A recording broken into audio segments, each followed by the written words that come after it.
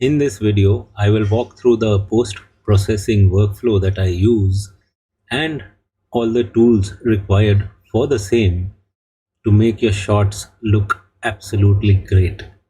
This is relevant for all cameras, even though I use an OM1. The tools I use for my processing are basically four: Lightroom Classic, Photoshop, DxO Pure Raw, and Topaz Photo AI.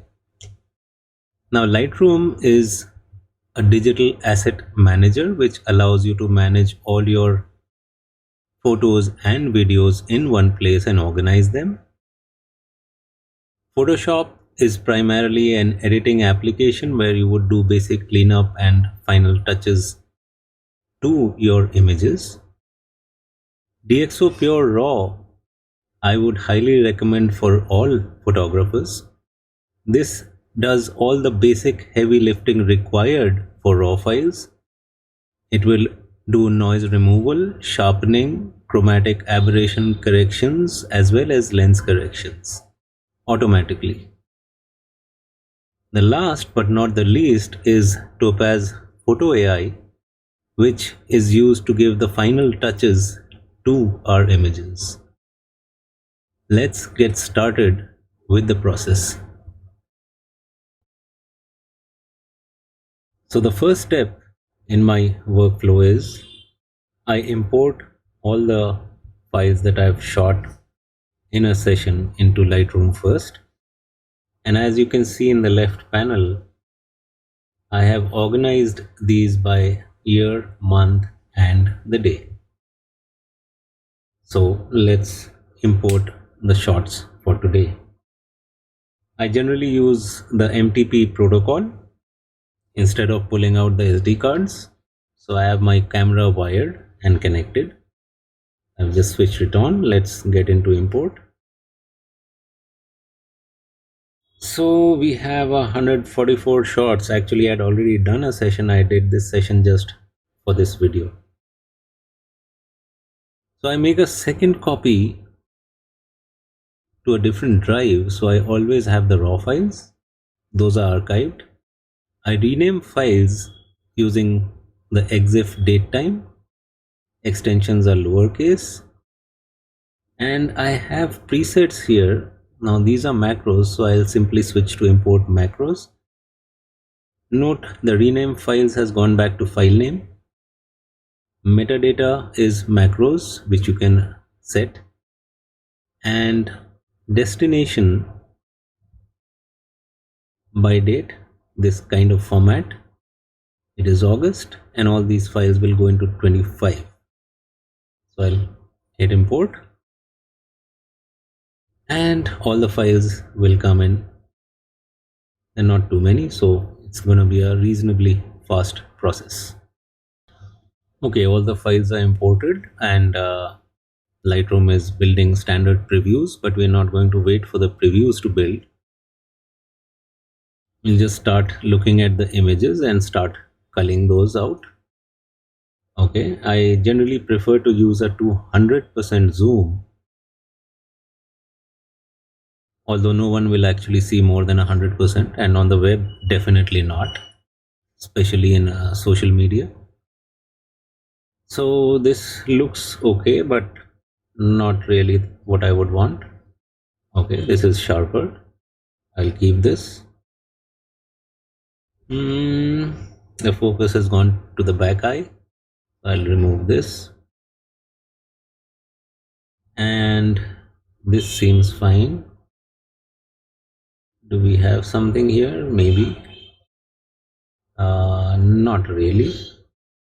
Again, not really. Not really. It was pretty windy. And that's not really a good time to do macros, but let's see.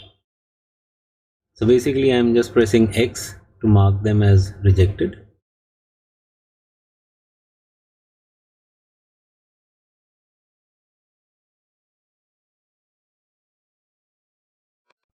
Okay, we're done with the process of culling. You just do a command backspace on the Mac. and we delete these files from the disk, right? They're gone.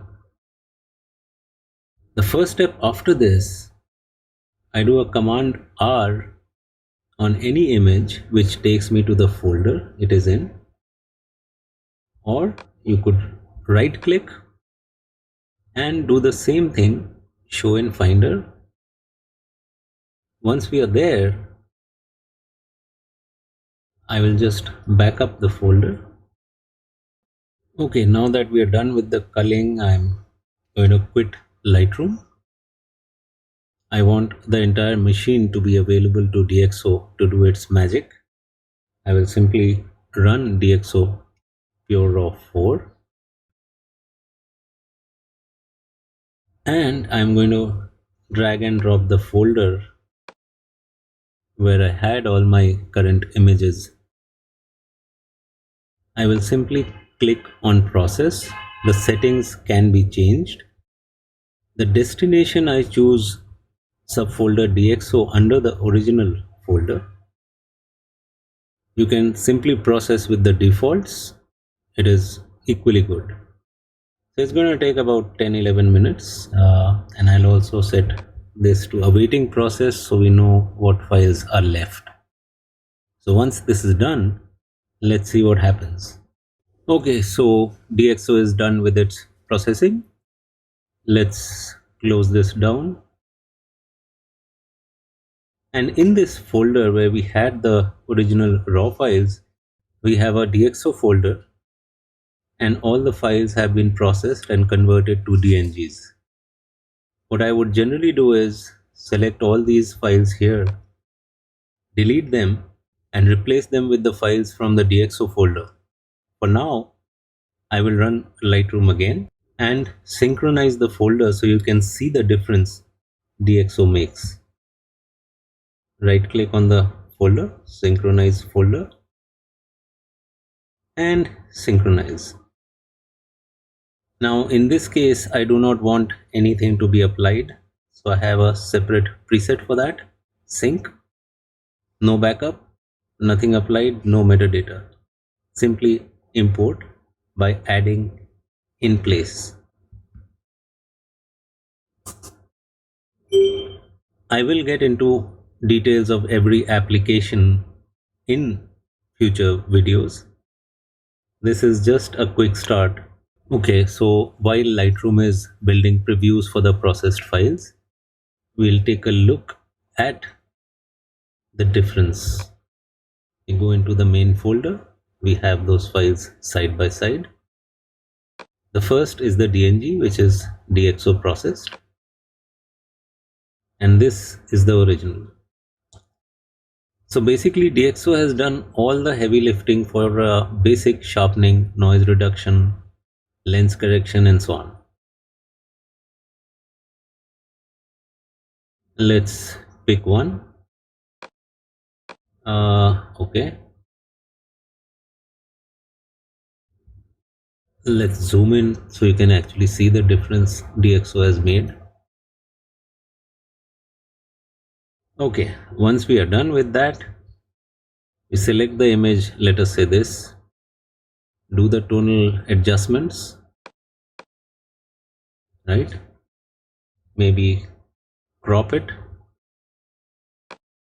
and a 2:3 aspect. Okay, this looks good enough to process, let us say. We'll just fix the whites and blacks. The black point is the blackest in the image according to Lightroom, and don't want that, as is the white point. So let us see what we can do with this. Command E will take us into Photoshop with this image,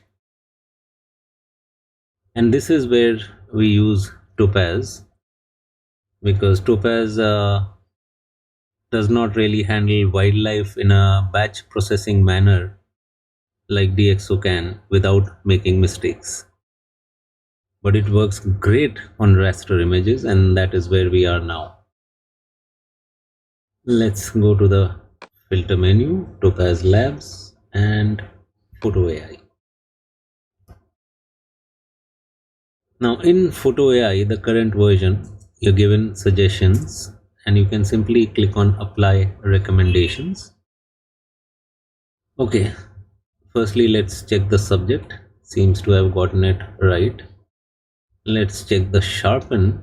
I don't think that is the right one. For wildlife, most of the time we would be using lens blur, not even V2. So let's just zoom in a bit more. That seems to be reasonable. So we will export to Photoshop. And now I will simply apply a curves adjustment, clip it only to the layer that we need. An option click on the auto will give you this dialog. Most of the time, the first option here, along or without snap neutral midtones, will work. You can also check out the other options in case any other seems to be better for a particular image. So let's say this is okay for us. We go with this. And then I will do a Command Shift E to flatten all the layers. So the file size saved by Photoshop is smaller and a Command S to save it. And then we quit Photoshop. We are back. Okay, so this is the DNG and this is the final. I think you can see the difference.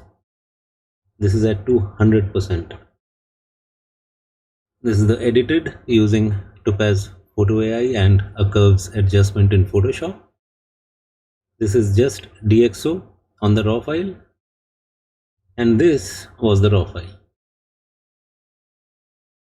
Okay, so that finishes our basic workflow.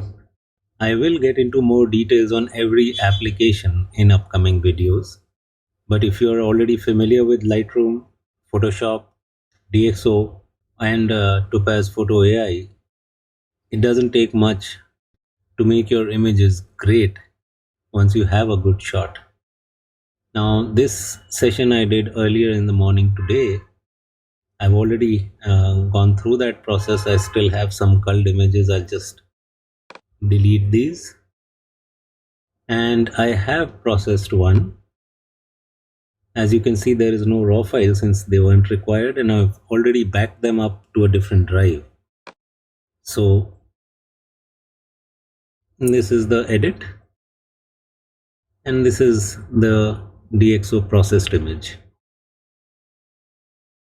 Now there are new features in Lightroom in masks that allow us to fine-tune the image, and I'll just try an example on the original DxO processed image.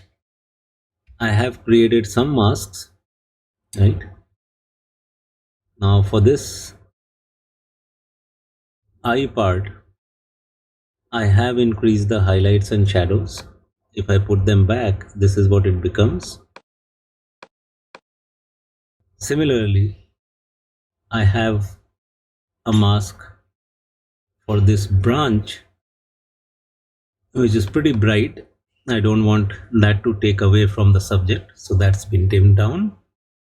And I have yet another mask for the catch here because it was blowing away because I increased the highlights on the entire image.